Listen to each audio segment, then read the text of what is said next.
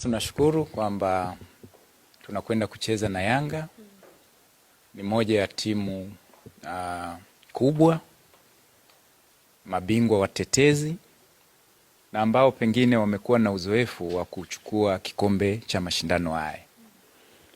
Lakini sisi kama JKT Tanzania tuna malengo yetu makubwa msimu huu. Na moja ya malengo yetu ni kuhakikisha kwamba tunapata nafasi ya kucheza mashindano ya CAF.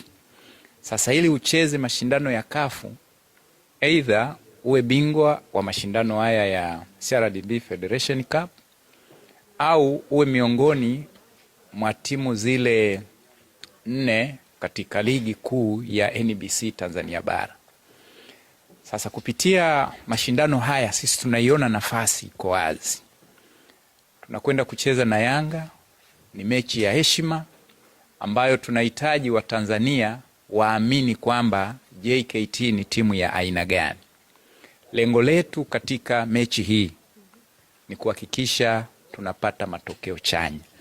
Nakumbuka msimu uliopita sisi tulimaliza hatua ya nusu finali.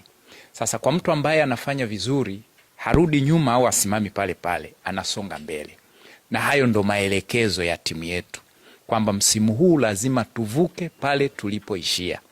Kwa hiyo hapa sasa hivi sisi JKT Tanzania tunaitazama zaidi namna ya kukutana na Azam au Mashujaa kwa hatua nyingine inayofuata ili tufikie malengo yetu.